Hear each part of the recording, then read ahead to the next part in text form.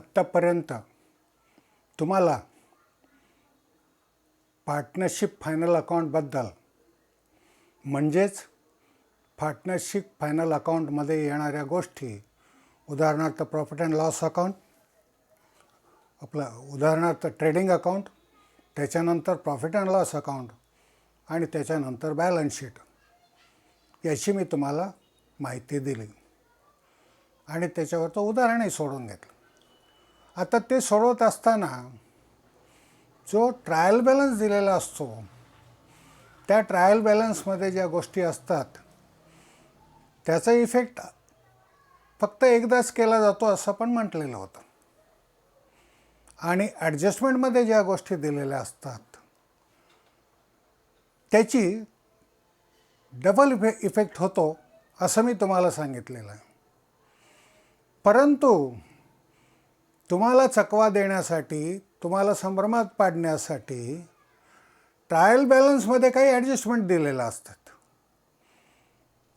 आता तुम्ही म्हणाल ट्रायल बॅलन्समध्ये ॲडजस्टमेंट कसं काय? कारण ट्रायल बॅलन्समध्ये फक्त डेबिट आणि क्रेडिट एवढंच दिलेलं असतं. आपलं पर्टिक्युलर्समध्ये डेबिट आणि क्रेडिट एवढंच दिलेलं असतं. तर याच्यामध्ये ज्या छुप्या स्वरूपाच्या ॲडजस्टमेंट दिलेल्या आहेत त्याचा देखील अभ्यास करणं गरजेचं आहे. आणि उदाहरण सोडवण्यापूर्वी जसं मी सांगितलं ते उदाहरण तुम्ही बारकाईनं वाचलं पाहिजे, कॉमा फुलस्टॉप याचा अभ्यास केला पाहिजे. त्याचप्रमाणे ट्रायल बॅलन्समध्ये नमूद केलेल्या हिडन ॲडजस्टमेंट म्हणजे छुप्या ॲडजस्टमेंट याच्याबद्दल आपण आज समजून घेऊया. आता पहिली ॲडजस्टमेंट काय आहे ट्रायल बॅलन्समध्ये, की salaries rent paid for 10 months.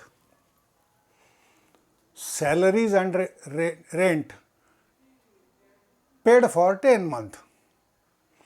आता फायनान्शियल इयर हे जे असतं हे किती महिन्याचं असतं? ते असतं 12 महिन्याचं. मग याच्यात त्यांनी म्हटलं 10 महिन्याचंच सॅलरी अँड रेंट पेड केलं आहे. म्हणजे काय झालं? 2 महिन्याचं अजून देणं बाकी आहे ते तुम्हाला सॅलरी अँड रेंटमध्ये ॲड करावं लागतं आणि आउटस्टँडिंग सॅलरी अँड रेंट म्हणून तुम्हाला लायबिलिटी साईडला दाखवावं लागतं. आता त्याची एंट्री कशी होती ती पहा. Add the amount of salary and rent for 2 months to salary and rent respectively. म्हणजे सॅलरी अँड रेंट हे जर एकत्र दिले असेल तर एकत्र त्याचा इफेक्ट द्यायचा आणि सॅलरी अँड रेंट वेगवेगळं दिलं असेल तर त्याचा वेगवेगळा इफेक्ट द्यायचा. आता आउटस्टँडिंग म्हटल्यावर काय की ते देणं आहे, म्हणजेच तो तुमचा एक्सपेन्स आहे आणि त्याचप्रमाणे ती तुमची लायबिलिटी आहे.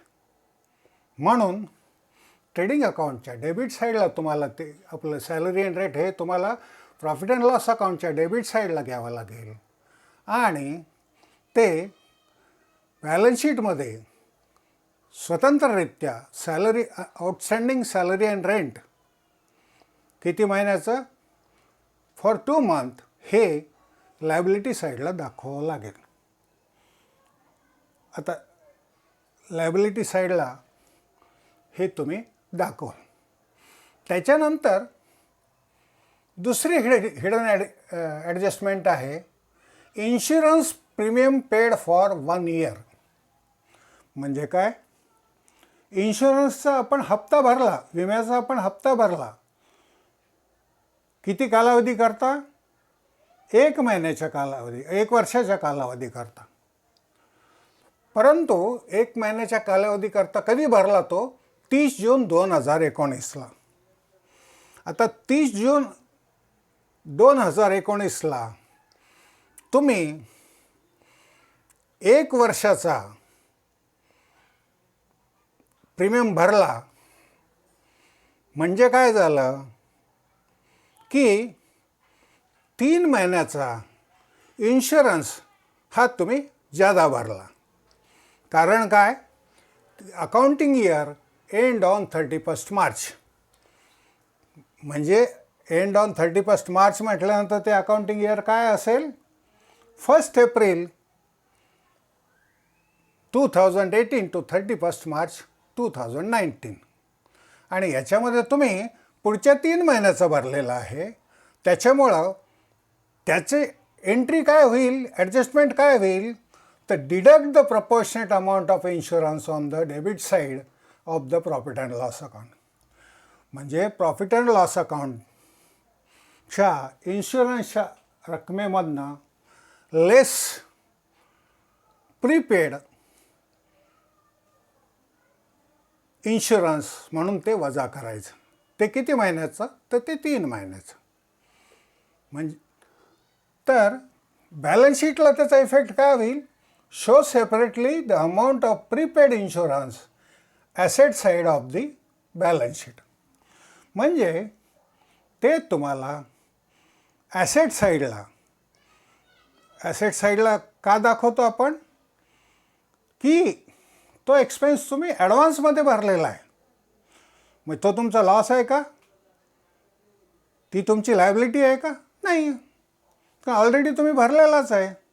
मग तो अगोदर भरलेला असल्यामुळे ती तुमची ॲसेट झाली, त्यामुळे ते ॲसेट साईडला दाखवायचं. आता तिसरी आणि महत्त्वाची ॲडजस्टमेंट, अर्थात त्या दोन्ही महत्त्वाच्याच आहेत, सगळ्या सांगतो त्याही महत्त्वाच्याच आहेत. Advertisement expenses for 4 years.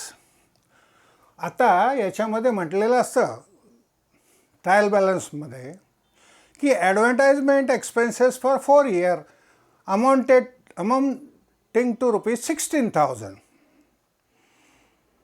It means for 1 year how much amount will be calculated? That will be the ₹4,000 per year.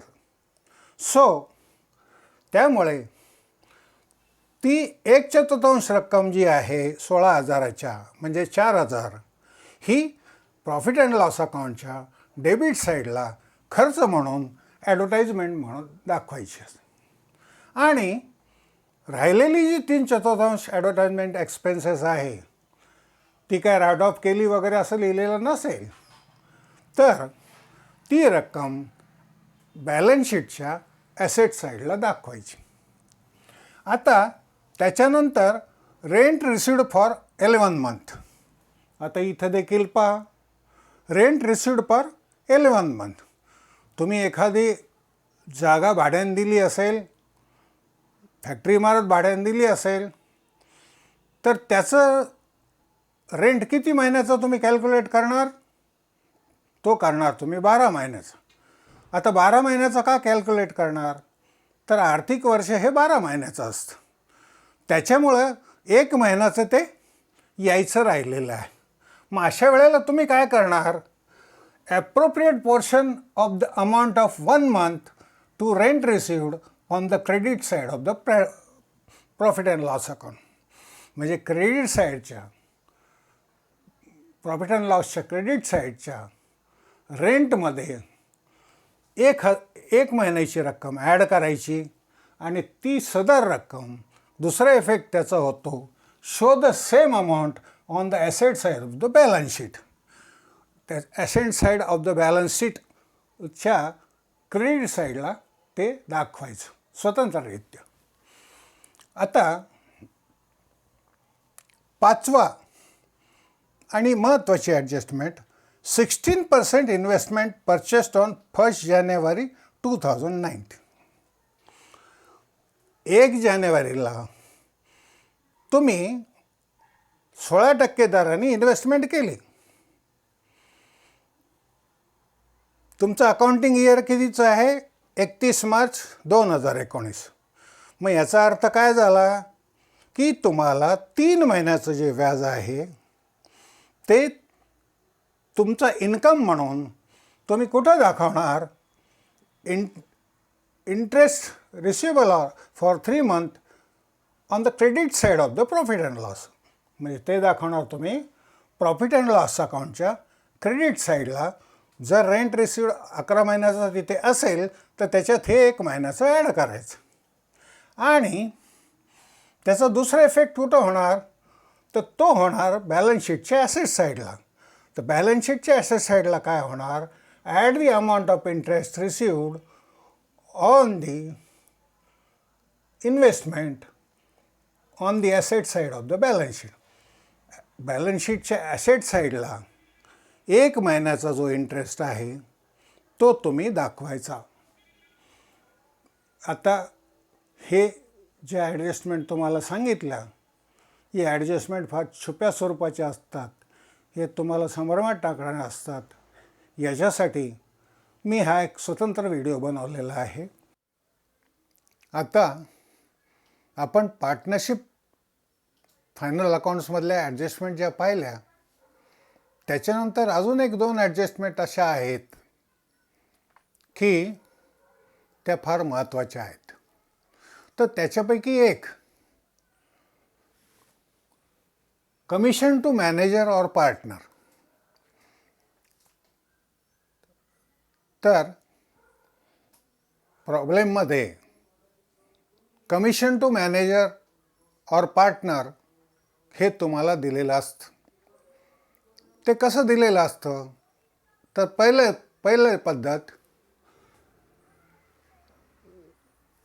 पहिल्यांदा आपण कमिशन कशावर दिलं जातं ते पाहून घेऊया. तर ते दिलं जातं कमिशन ऑन ग्रॉस प्रॉफिट. आता कमिशन ऑन ग्रॉस प्रॉफिट हे कॅल्क्युलेशन करणं फार सोपं आहे. किती टक्के कमिशन नमूद केलेलं आहे. आपण ज्यावेळेला ट्रेडिंग अकाउंट काढतो त्याच्यामध्ये ग्रॉस प्रॉफिट येतो. त्या ग्रॉस प्रॉफिटच्या इथं आपण घेतलं आहे 10%. तर हे कमिशन काढणं सोपं आहे. तसंच कमिशन ऑन नेट सेल्स, आपण जेव्हा ट्रेडिंग अकाउंट बनवतो त्यामध्ये आपण नेट सेल्स काढतो. त्या नेट सेल्सच्या 10% कमिशन इथं नमूद केल्याप्रमाणे ते काढणं एकदम सोपं आहे. परंतु कमिशन ऑन नेट प्रॉफिट हे काढणं जरा किचकट आहे. ते समजून घेणं गरजेचं आहे. आता याच्यामध्ये तुम्हाला काय म्हणतात तिथं की it is on net profit before charging such commission. If it is on net profit before charging such commission. त्यांनी जर तुम्हाला नेट प्रॉफिटवर कमिशन चार्ज करण्यापूर्वी आकारा असं जर म्हटलेलं असेल तर त्याला एक इक्वेशन आहे. ते इक्वेशन काय म्हणतं, कमिशन अमाऊंट कशी काढायची तर rate of commission. Rate of commission म्हणजे इथं उदाहरणामध्ये वरच्या उदाहरणात दिलं आहे 10%, तसंच इथं समजा आपण 10% घेऊ. तर rate of commission into net profit. Rate of commission गुणिले net profit divided by 100 is equal to commission amount. आता इथं फॉर एक्झाम्पल आपण घेतलेलं आहे नेट प्रॉफिट हा आहे 22,000. अजून एक गोष्ट महत्त्वाची तुम्हाला सांगायची आहे. नेट प्रॉफिट हा कमिशन देण्याकरता तुम्हाला रफ अगोदर कॅल्क्युलेट करावा लागतो. आता रफ नेट प्रॉफिट म्हटल्यावर काय होणार तर प्रॉफिट अँड लॉस अकाउंटच्या संदर्भित सर्व ॲटमचं पोस्टिंग, सर्व ॲडजस्टमेंटचं पोस्टिंग झाल्यानंतर जो नेट प्रॉफिट येतो त्याला म्हणतात रफ नेट प्रॉफिट. कारण याच्यावर तुम्हाला कमिशन कॅल्क्युलेट करायचं असतं आणि मग येणारा नेट प्रॉफिट हा फायनल नेट प्रॉफिट असतो. आता इथं या उदाहरणामध्ये ते जे त्याने दिलेलं आहे तर त्याच्यात आपण अंदाजे नेट प्रॉफिट धरला आहे 22,000 रुपये. हा रफ नेट प्रॉफिट आहे. मग हे जे कॅल्क्युलेशन आहे, हे जे इक्वेशन आहे, याच्यानुसार काय होणार, रेट ऑफ कमिशन किती आहे आपण घेतलं इथं 10%, नेट प्रॉफिट किती धरला आपण 22,000 divided by 100 is equal to किती येणार, तो येणार 22. त्याच्यानंतर जर उदाहरणामध्ये असं दिलं असेल की if it is on the net profit after charging such commission, म्हणजे नेट प्रॉफिट वर आफ्टर चार्जिंग सच कमिशन असं जर म्हटलेलं असेल तर कमिशन अमाऊंट कशी काढली जाणार, तर rate of commission into net profit divided by 100 plus rate of commission. हे इक्वेशन आहे, हे इक्वेशन नीट लक्षात ठेवा. तुम्ही एक दोनदा तुम्ही हे करून काढले तरीच, लिहून काढले तरी चालतील, पाठांतर केले तरी चालतील. तर इथे आपण 10% कमिशन धरलेलं आहे, त्यामुळं रेट ऑफ कमिशन किती आहे 10%, नेट प्रॉफिट किती धरलेलं आपण 22,000 divided by 100 into rate of commission, म्हणजे किती झालं 110, म्हणजे 100 प्लस 10.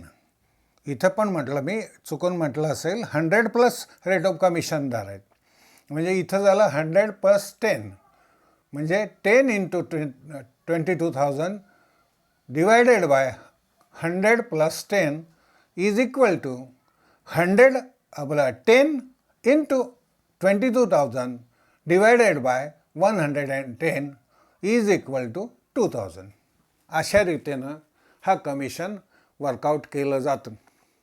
हे थोडंसं किचकट आहे, आफ्टर आणि बिफोरमुळं तुमची गडबड होण्याची शक्यता आहे, परंतु हे जर इक्वेशन तुम्ही लक्षात ठेवलेलं असेल तर तुम्हाला कमिशन काढणं हे सोपं जाईल. आता त्याच्यानंतर अजून एक महत्त्वाचा आयटम येतो, तो म्हणजे ट्रायल बॅलन्समध्ये नमूद केलेलं असतं ट्रेड एक्सपेन्स. आता ट्रेड एक्सपेन्स हे जर ट्रायल बॅलन्समध्ये नमूद केलेलं असेल तर ते जाणार तुमचं प्रॉफिट अँड लॉस अकाउंटला.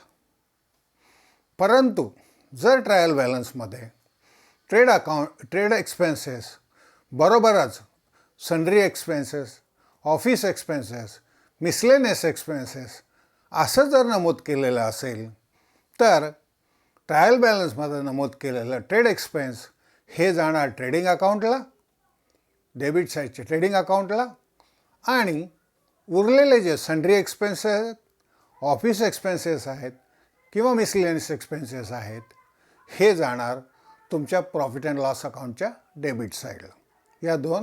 या प्रकारच्या ॲडजस्टमेंट आहेत. अशा रीतीनं आजचा व्हिडिओ इथे मी पूर्ण केलेला आहे. तो तुम्हाला आवडलेला असेल तर त्याला लाईक करा, सबस्क्राईब करा, आणि काही कॉमेंट्स असतील तर त्याही नमूद करा.